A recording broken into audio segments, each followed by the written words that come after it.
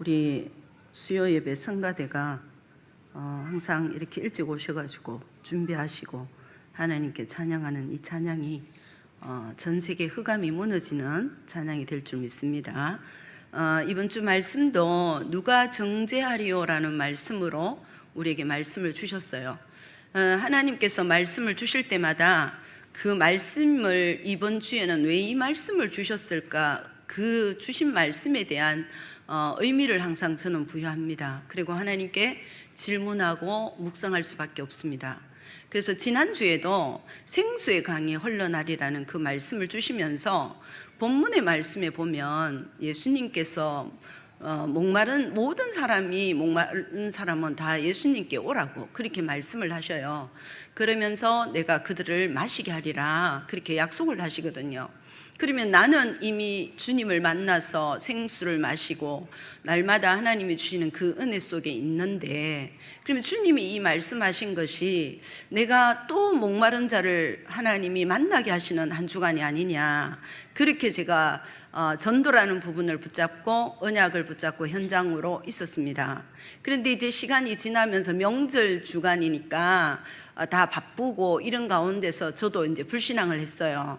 하나님이 이 현장에서 누구를 붙이겠냐. 현장 가보니까 이제 한 분이 또 지금 갈급한 분이 있는데 그분이 좀 만나기를 원한다는 거예요. 근데 시간이 이제 안 맞아서 일단은 다음 주나 언제 만나자. 저도 시간을 조율해야 되고 그분도 시간을 조율해야 되니까 이제 그 현장은 봤어요. 그러나 직접 제가 만나서 목마른 자를 만나서 이 목마름을 말씀하신 예수님을 그리스도로 전달해야 되는데 그 만남이 목요일이 돼도 없는 거예요.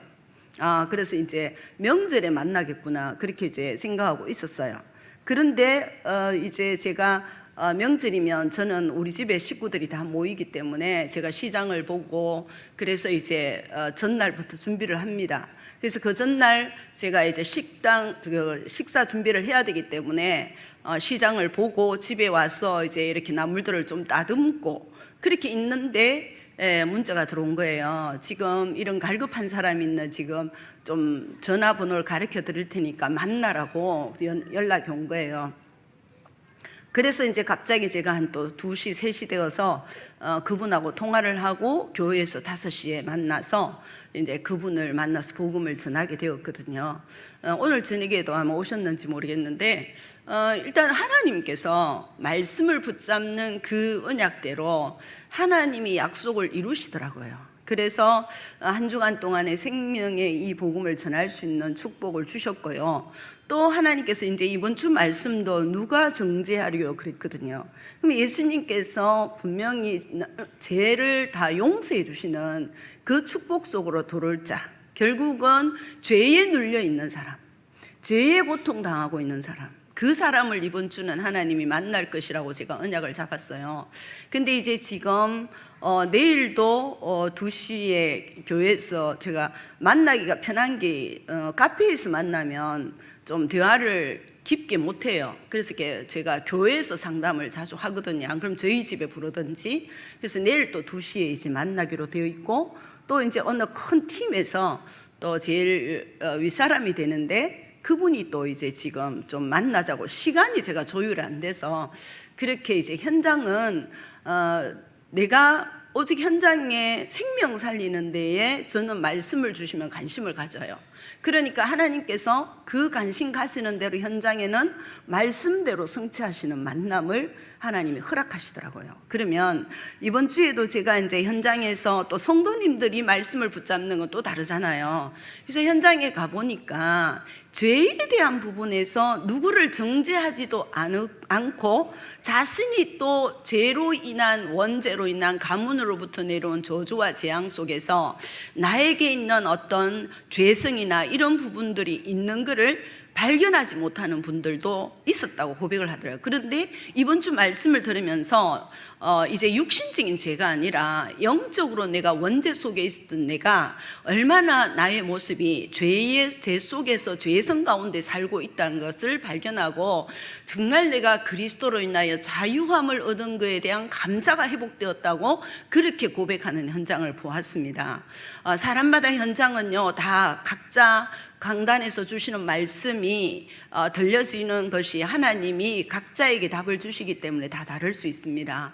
그러나 그 말씀을 강단에서 주실 때에는 분명히 현장에서 하나님의 말씀은 성취되게 되어 있거든요. 제가 오늘 새벽 기도회 때도 말씀드렸지만은 이제 원래는 제가 일단은 휴일은 제가 사역을 안 합니다.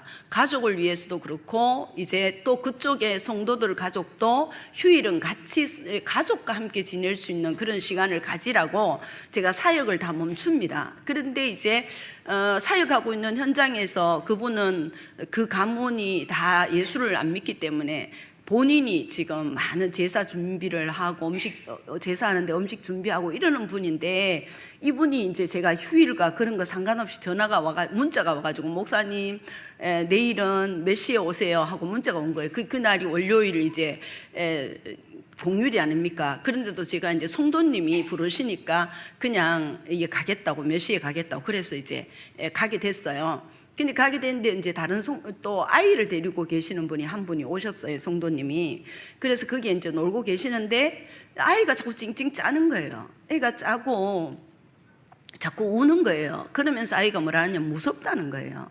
무섭다는 이제 모습을 하는데 엄마나 또 거기 계시는 성도님은 얘가 잠투정을 한다. 잠투정을 하고 잠이 와서 이런다. 그렇게 말씀을 하시더라고요.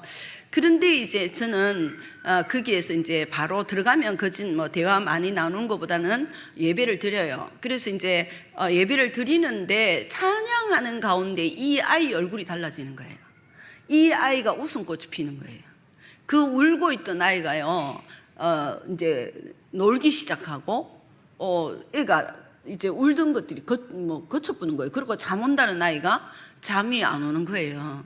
제가 그 현장을 보면서 그분에게 말씀드렸어요. 이 장소에서 친척들이 다 와서 제사를 하지 않았냐. 당신이 제사할 때 분명히 음식할 때는 결받기도 하라 했다. 근데 결국은 결받기도 안 하니까 이 영적으로 이 집에 흑암이 덮였다. 그러므로 오늘 아이가 오니까 무서워했다. 왜? 아이들은 영적으로 더 건드린다, 사단이. 그러다 보니까 아이가 무서워서 울고 그랬었다. 그러면서 이제 이렇게 전달을 했었는데, 정말 우리는 살아가며 매일마다 말씀 듣는 것이 우리는 원죄 아래 있었고 우리가 조상의 죄 아래 있었고 완전히 하나님을 떠나 있다 보니까 죄 아래에서 많은 저주와 재앙 속에서 우리가 살고 있었던 말씀을 그렇게도 들었습니다. 창세기 3장 속에 있는 우리가 얼마나 죄인이고 정말 나 스스로 뭔가를 할 수 없는 신분이었고, 내가 벗어나려고 아무리 몸부림쳐도 빠져나올 수 없는 나의 신분인 여기에 대한 깊이가 약한 거예요, 현장이요. 그러면 뭐가 약해지냐면 그리스도에 대한 감사와 감격이 약해집니다. 결국 내가 어디에서 빠져나왔는가가 내게 감격이 넘쳐야 정말 예수님을 그냥 예수님으로 믿지 아니하고요, 예수님을 그리스도로 믿게 됩니다. 예수님을 그리스도로 믿게 되고요, 그 그리스도가 내 삶 속에서 그리스도로 나타나는 축복을 누리는 걸 확인하게 됩니다. 그렇지 않으면 우리는 자꾸만 어디에 젖어드냐면은 현장 속에서 나도 모르게 육안에 쏘가버려요. 아이들 모습도 그렇고 우리가 모든 삶 속에서 생활하는 부부관계 속에서도 그렇고 여러 가지 모든 것들이요, 영적인 배경에서 일어난다고 보는 것보다는 자꾸 이게 육신적인 약점, 우리의 가지고 있는 단점, 이런 것들을 보고 나도 모르게 영적인 부분을 놓쳐버리는 이런 우리의 상태가 되어지는 모습을 우리가 보게 되죠. 그래서 우리는 정말 이번 주 강단 말씀도 깊이 여러분이 묵상하셔야 됩니다. 그래서 서론에도 말씀하시기를 바울은 로마서 8장 34절에 고백한다고 했습니다. 누가 정죄하리요?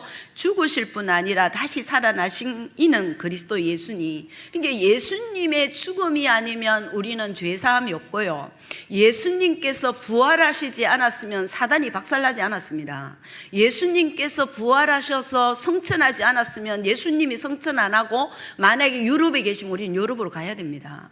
그러나 예수님께서 부활하시고 하나님 나라 일을 40일 동안 말씀하시고 그 다음에 어떻게 하셨습니까? 하늘로 승천하셨어요. 하나님께로 가시고 이제는 예수님을 그리스도로 믿는 영접하는 자에게 예수님께서 성령으로 우리를 찾아오시는 성삼위 하나님께서 우리의 이 예배하는 시간에 임재하시는 축복을 누리는 시간입니다.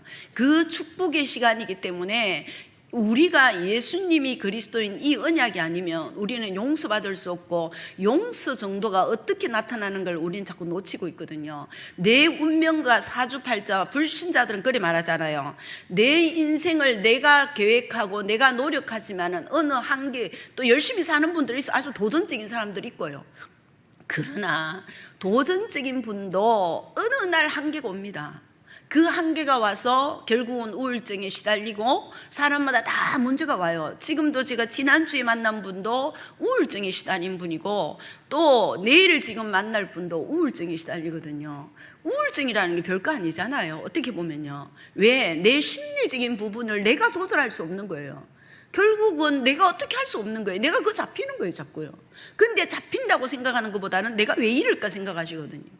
그만큼요, 우리는 이 창세기 3장 문제에서 누구든지 빠져나올 수 없는 우리의 신분이었습니다. 그래서 우리를 그리스도 안에서 이번 주도 우리가 또 지난주에 그랬고, 이번 주에도 말씀대로 우리가 누구도 정죄하지 않는 축복을 누릴 수 있도록 하나님이 나를 먼저 볼 수 있도록요, 내가 어디에서 빠져나왔는가, 내가 어떤 은혜를 입었는가, 내가 어떤 사랑을 받았는가, 그거를 다시 확인할 수 있는 은혜를 우리에게 이번 주에는 말씀으로 주신 겁니다. 그러므로 이 말씀을 통해서 골로새서 1장 14절에도 그렇게 되어 있죠. 그 아들 안에서 우리가 구속 곧 제사함을 얻었도다.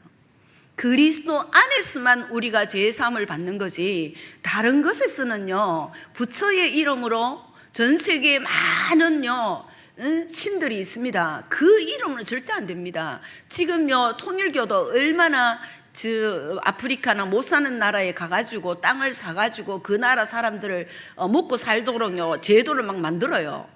그렇게 아무리 해도요 그들에게 찾아오는 저주는요 막을 길이 없습니다. 구원받을 수 있는, 그 제사함을 받을 수 있는 그 비밀은 하나님이 보내신 그리스도 외에는 없습니다. 그 그리스도를 잘 몰라서 지금도 현장은 방황하고 있고, 세상을 차지하겠다고 내가 하나님이라고 말하면서 현장을 뒤집고 돌아다니는 사람들이, 그 어리석은 짓을 하고 있는 사람들이 얼마나 많습니까? 그런 현장 속에서 우리가 조금만 현장에서 내가 그리스도를 그리스도로 누리고 그리스도를 예배하며 하나님께 영광 돌리는 시간들을 가지시면요, 그 현장에 나는 지금 무슨 짓 하고 있는지 몰라, 솔직히 현장 가면요. 그러나 그 현장에 숨겨져 있던 흑암들이 다 드러나 버립니다. 다 포장되어 있던 게 드러나가지고 하나님은 나에게 생명을 전달할 수 있는 축복의 모든 만남을 이룰 수 있는 능력을 허락하시거든요. 왜요? 우리가 있는 그 자리에 그리스도를 그리스도로 고백하고 있으면요, 하나님은요 보호자의 축복으로 상부삼의 역사가 일어나는 약속을 주셨고, 그 약속은 이루어지고 있습니다. 그 축복을 누릴 수 있는 은혜를 주셨는데 우리가 그 은혜를 얼마나 감격하고 감사하고 있습니까?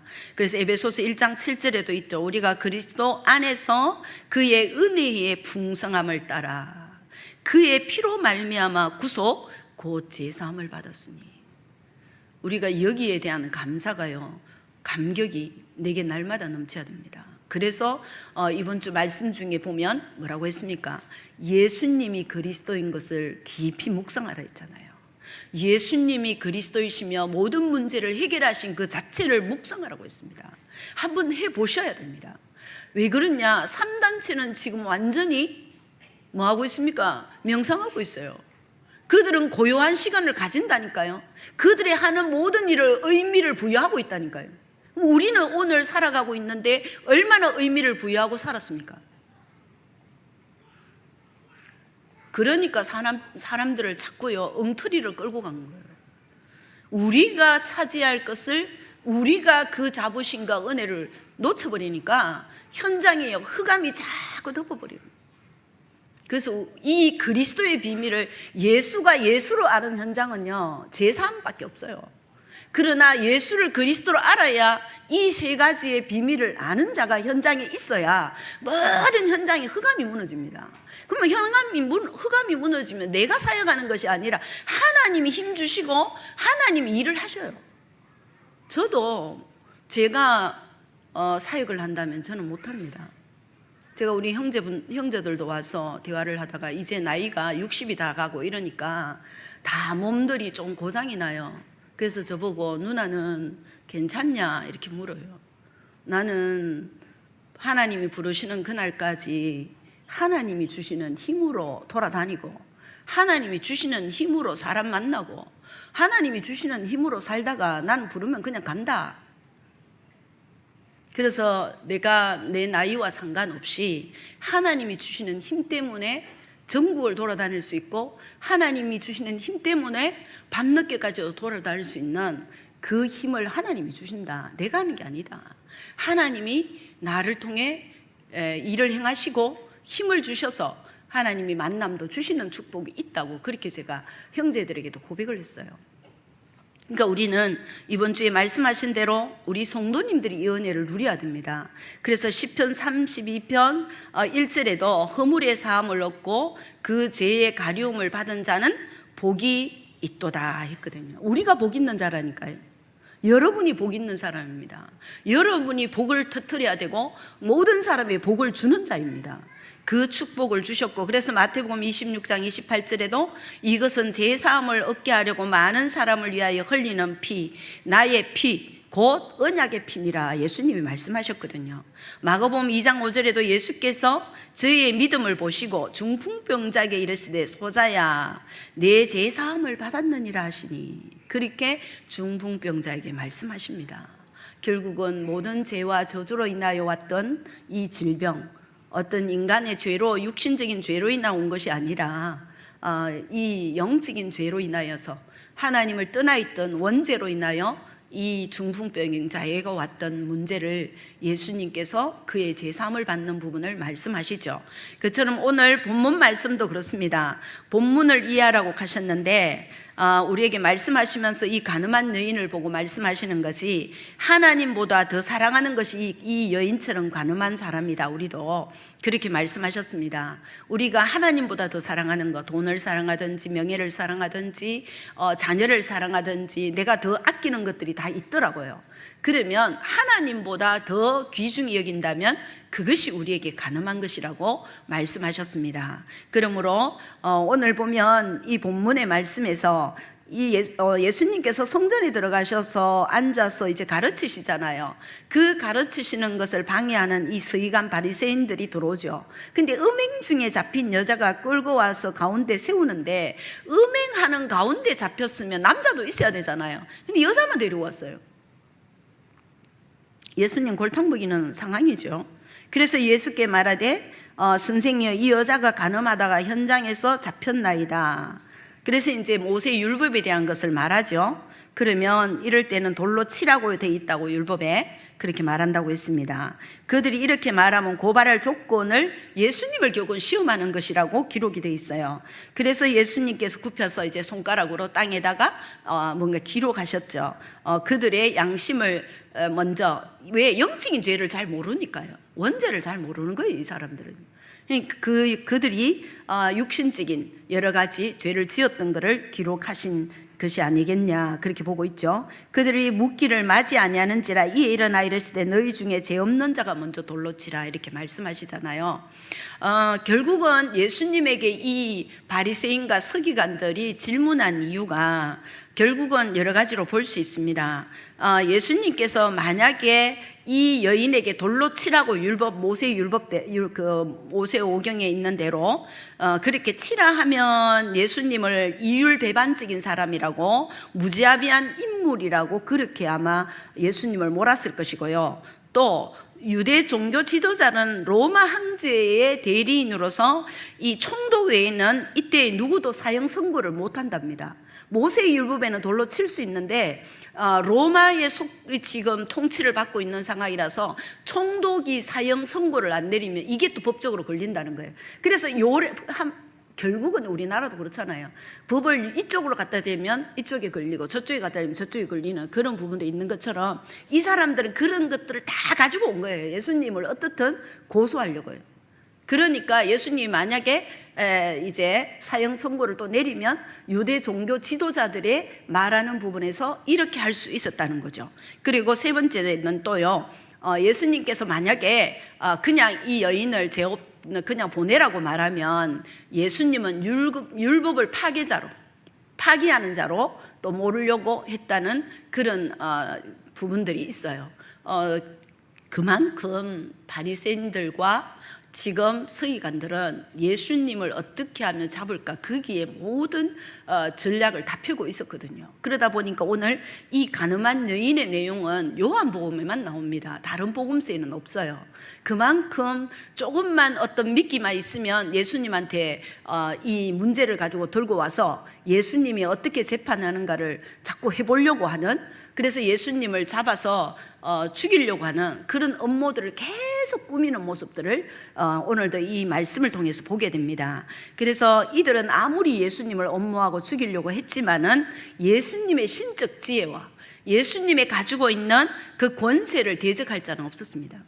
그러면요, 그 예수님이 지금 어디 계십니까? 내 안에 계십니다. 여러분, 우리 성도님들 속에 계십니다. 예수님을 그리스도로 영접하시고 예수님께서 함께 계신다면요, 예수님이 함께 계시면 예수님께서 신적 권세를 가지고 그 축복들을 누린 것처럼 세상의 어떤 권세도 그리스도 예수 안에 있는 하나님의 자녀의 권세를 이길 자가 없습니다. 그만큼 우리 성도님들이 자부심을 가지고 현장에서 주신 이 신분과 권세를 사용하는 축복을 누려서 많은 죽어가고 있는 영혼들, 정말 현장에서 말 못하고 눈물 흘리고 있고 사람을 못 만나서 고통당하고 있는 현장에 답을 주는 성도가 되시기를 축원합니다. 그래서 이 모든 것이 그리스도 안에서 우리가 모든 문제를 해결하신 그리스도를 묵상하라고 말씀하셨고요. 그러면서 우리에게 나도 너를 정죄하지 아니하노니 말씀하십니다. 나를 위해 사는 것이 아니라 주님은, 그리스도께서는 죽음을 위해 사셨죠. 그래서 3년 동안 공생애를 하시고 예수님이 목적이 십자가에 죽어야만 우리의 죄 문제가 끝나니까 그 죄 문제를 해결하는 축복을 누리게 하셨거든요. 그래서 10절에 보면 예수께서 일어나사 여자 외에 아무도 없는 것을 보시고 이르시되 여자여, 너를 고발하던 그들이 어디 있느냐? 너를 정죄할 자가 없느냐? 대답하되 주여 없나이다. 예수께서 이르시되 나도 너를 정죄하지 아니하노니 가서 다시 죄를 범하지 말라 하시니라, 이렇게 말씀하십니다. 예수님께서는 우리에게 범죄하지 않도록요, 하나님께서 그 말씀, 예수님도 말씀하시는데 정말 나도 정죄하지 아니하노니, 예수님은 사실은요 정죄할 수 있었잖아요. 그런데 예수님은 인간의 죄가 뭔지를 알았잖아요.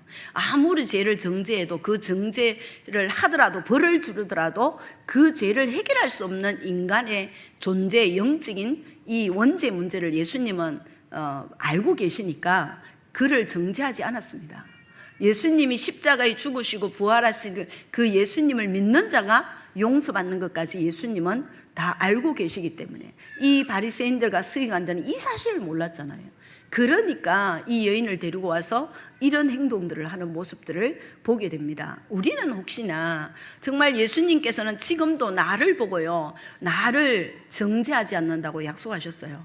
이 가늠한 여인에게만 말씀하신 것이 아니고 나도 너를 정죄하지 아니하노라 말씀하시는 거거든요.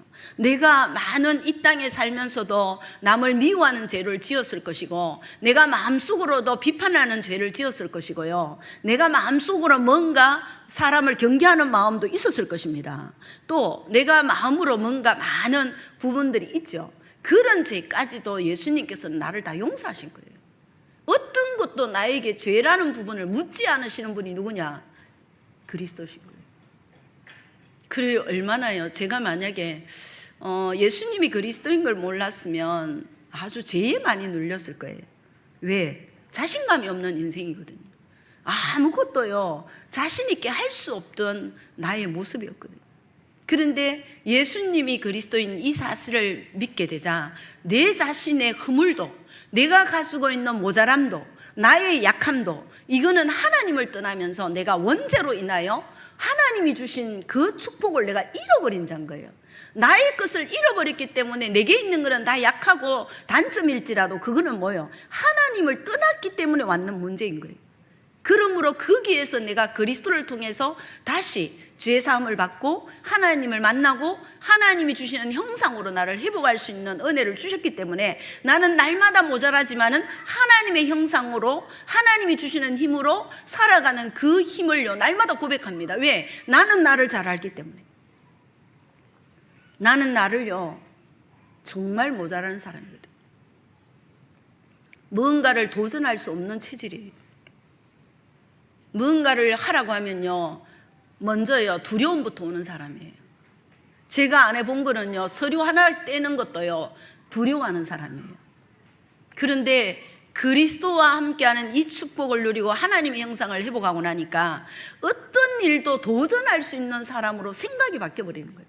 왜? 하나님의 형상을 회복하고 하나님의 형상을 회복한 자는 하나님께서 전 세계를 다스리고 정복할 수 있는 축복을 준 그 은혜가 있는 사람이기 때문에 하나님이 필요하면 힘 주실 것이고 하나님이 시키는 일이니까 그냥 감사하고 순종하면 된다는 믿음으로 가는 겁니다.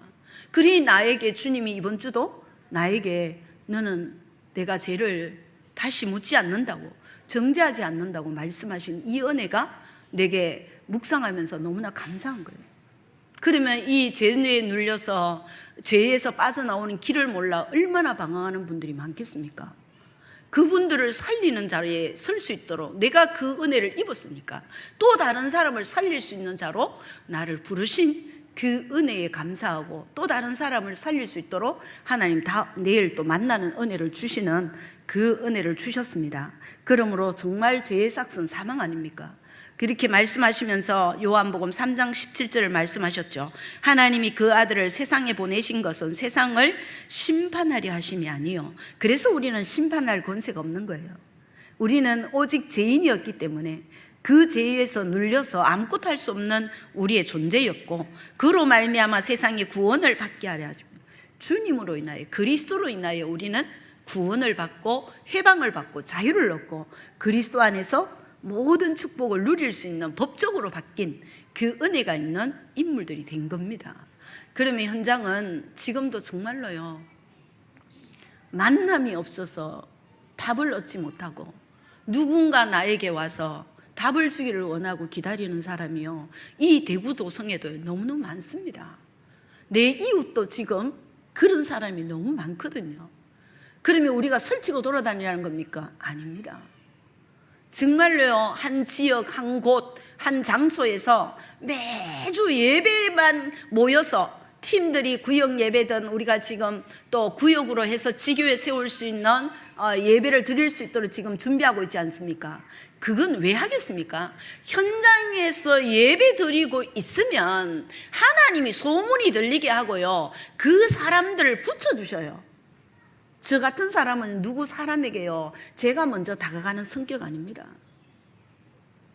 그런 저에게 하나님은요 빛을 비추고 날마다 뭐 빛을 비추는 제가 뭐 착한 일에 빛을 비춥니까? 매일 예배하는 것밖에 없거든요. 돌아다니면서 계속 주는 그리스도시요 살아계신 하나님의 아들이라 마음속으로 고백하는 것밖에 없어요. 운전하면서도 그 고백합니다. 안 그러면 결박기도 계속하고요. 그렇게 하는데 그 빛으로 인하여 그 빛을 보고 하나님은요 지금은 완전 온라인으로 뭐 모든 게 연결되어서 연락 오도록 하나님이 하게 하시거든요. 여러분 제가 하는 거 아무것도 없습니다. 우리 성도님들도 조금만 내가 이 예수님께서 내게 찾아오셔서 내가 너를 정죄하지 아니하노라 말씀하신 이 은혜를 누리게 되면 그 은혜의 감사와 감격을 계속 고백하고 있으면요 하나님의 그 빛이 이 고통 속에 있는 자들을 너도 정죄함을 받지 않는다고 정죄하지 아니한다고 그 말씀을 전달할 수 있는 만남이 있다니까요. 그 축복을 누리도록 현장에서 모든 지역마다 구역마다 예배를 회복하시는 은혜가 있기를 축원합니다. 그래서 세 번째 지극히 선한 것 분별하자 그랬어요. 빌립보서 1장 10절에 보면 너희로 지극히 선한 것을 분별하며 또 진실하여 허물 없이 그리스도의 날까지 이르고 이랬거든요. 우리에게 선한 것을 분별할 지극히 선한 것을 분별했던 다윗 다윗은 그 심의가 조롱했지만은 고백하기를 하나님께 모든 걸 맡기는 고백을 하죠. 요셉도 그러지 않았습니까? 요셉도 자기 형들이 모든 우리 같으면 상처가 될 것인데 하나님이 모든 걸 하셨기 때문에 하나님이 구원을 이루기 위하여 이스라엘 백성을 다 살리기 위하여서 나를 먼저 보내셨다는 것. 그 모든 형들이 동생을 죽이려고 했는 것도 한 명이라도 두 명이라도 말리면 그 일이 진행 안 될 건데 하나님이 다 허락하셔가지고 요셉을 그냥 죽이도록 놔두는 그런 상황이 될 만큼 하나님이 허락하신 것을 확실하게 믿었던 요셉이었습니다. 그러므로 그의 모든 것이 선한 생각을 하는, 그러니까 선한 생각이라는 건 다른 게 아닙니다. 모든 것이 복음적으로 생각한다는 거죠. 복음적으로 우리가 모든 현장이 하나님의 계획이 있고 237 나라 살리기 위하여 우리를 훈련시키고 우리를 단련시키기 위하여 하나님은 우리를 세상에서 처박히는 것 같고 억울함을 당하는 것 같고 누구에게가 밟히는 것 같은 그런 상황이 될 수도 있습니다. 그러나 그 모든 것이 무엇을 위한 것입니까? 하나님의 구원의 역사를 이루기 위하여 나를 단련시키고 지금 훈련시키고 있다고 보면 됩니다. 제가 어느 현장에서 성도님이 아이가 계속 아프다가 또 좀 나았다 싶으면 또 아프고 이러더라고요. 그래서 제가 그랬어요.